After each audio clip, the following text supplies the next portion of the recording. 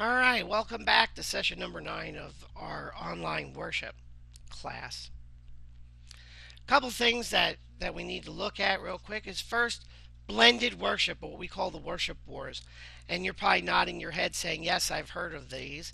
This is where you try to bring two styles of music together, usually traditional and contemporary, and bring them into the same worship. Now, it has worked in some places, but usually it does not. One side, actually both sides, are angry.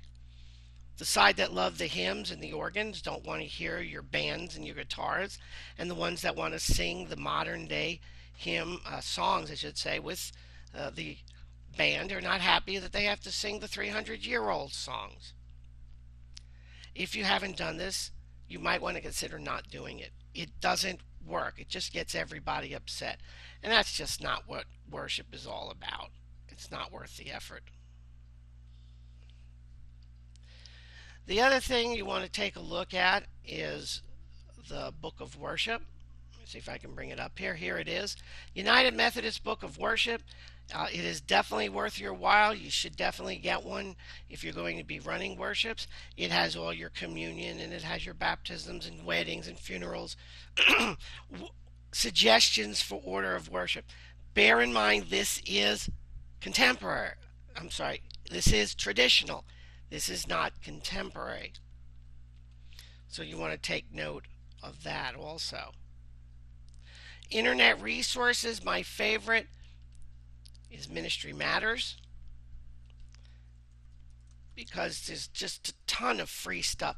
Now you can go out there and Google church liturgy, church worship. Excuse me, you're going to find all of that stuff out here. Be careful of who produces the material because junk is out there too. Ministry Matters comes from Abington Press from Cokesbury. So for us United Methodists who are listening to this, we can trust them. Worship Elements.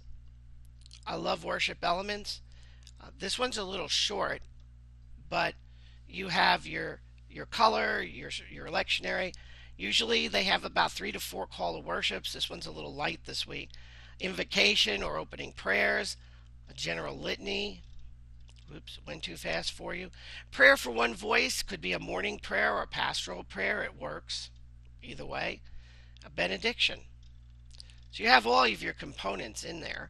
The other nice thing is it has worship for kids. You know, we talk about things like junior church, I do believe here. Yep, junior church. We can hit that while we're here. Here's all kinds of information on how to talk about the lectionary passages with kids.